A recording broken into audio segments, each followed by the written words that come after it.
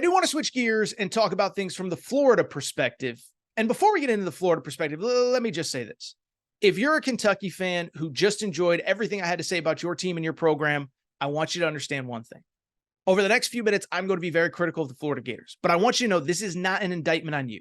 I can criticize Florida without taking away from everything that Kentucky did and how awesome that they looked on Saturday. So again, Kentucky fans, congrats on what was an unbelievable win at home, a dominant win where you proved you're not only the better team this year, you're the better program right now. At the same time, though, we do have to talk about it from the Florida perspective, and let me say this. I understand that Billy Napier inherited a tough situation. I understand that this is a rebuild. I understand you can't do it all through the transfer portal. But at the same time, I will also say this. There is no reason for Florida and Florida football to ever be as bad as they are right now. And I do think it falls on the head coach. I do think it falls on that huge staff that he has put together. And I do think it's unacceptable, even though I do think Billy Napier is not totally to blame. And so to be clear, let's get that part of the way right off the top, right? Billy Napier, it hasn't been great, but I don't think he is the sole reason that Florida looks the way that they do right now. Dan Mullen left a mess, okay? And I remember 3 seasons ago. So last year was Billy Napier's first year in 2022. So it was the 2021 season. I remember watching Florida early and saying to myself, that team's not very good. I was like, that team doesn't have very much talent. I don't think they're very good. And they played Alabama tough early in the year, and we thought, okay, Florida's fine. And then the season wears on, and you start to realize they're not good. They lost to Kentucky on the road. We just talked about it.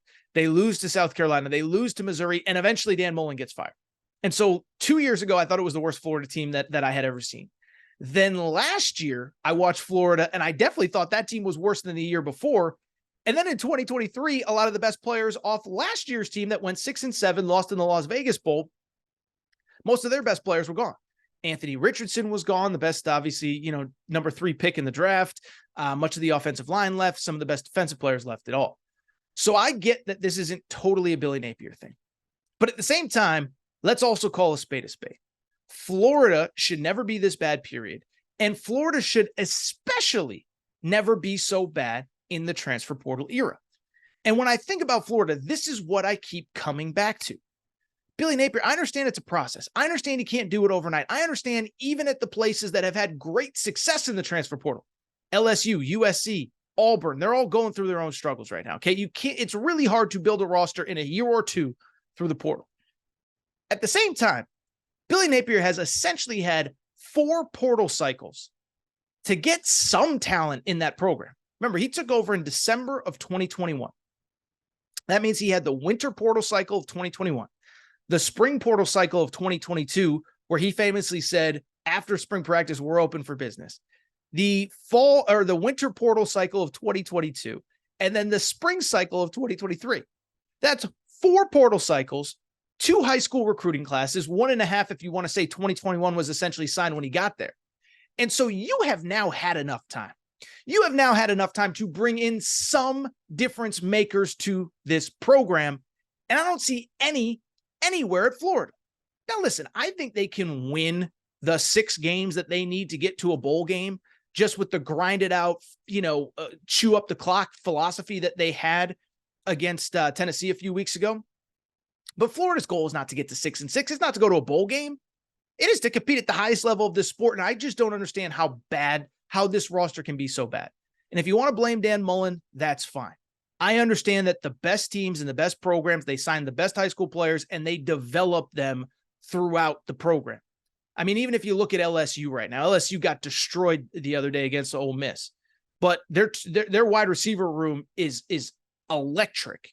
Malik Neighbors, Brian Thomas, Kyron Lacey, they were all signed through the high school ranks and have developed in the program. So I get that.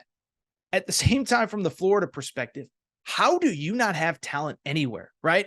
Like at least with LSU, even though they've signed 1 million guys in the portal as well, you can still see some special somewhere. There's problems that they have, but Jaden Daniels is special. The pass game is special. The run game is getting there. The defense isn't very good.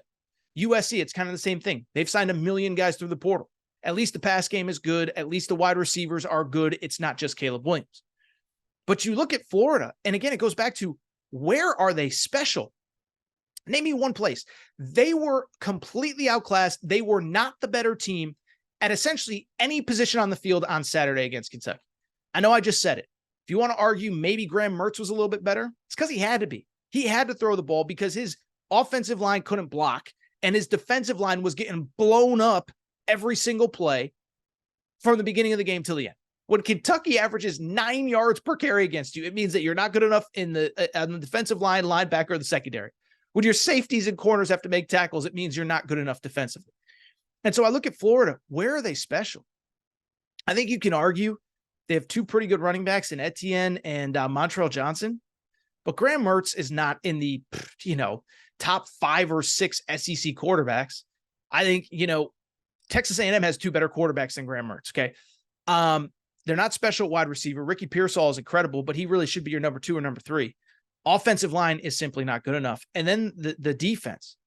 I don't care how bad Dan Mullen's recruiting is. I don't care whatever. You should never be this bad on. There's too many good players in the state of Florida. Florida produces 200 high school players a year that can play Division I football. Probably 50, 60 that can play in the SEC. How are seemingly none of them on your roster? So from the Florida perspective, I do think there's a little bit of a positive.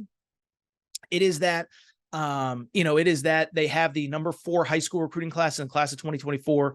They are, it seems to be finally bringing in some difference makers. But here's the bottom line. They're not very good this year. Next year, the schedule is brutal. They have Miami and Florida State out of conference, plus the SEC, the expanded SEC. They'll have the normal brutal SEC schedule.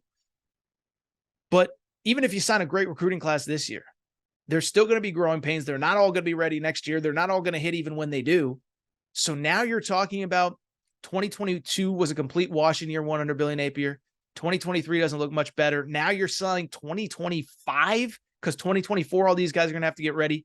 It is an uphill battle for Billy Napier. I know he had a little bit of positive mojo kind of coming out of that Tennessee game, but I'm here to tell you, man, listen, I don't think you should be that outmanned and that outclassed by a Kentucky team on Saturday. No matter how good Kentucky is, no matter how good Mark Stoops is recruited and developed, Florida should never be this bad. And I do think it falls on Billy Napier.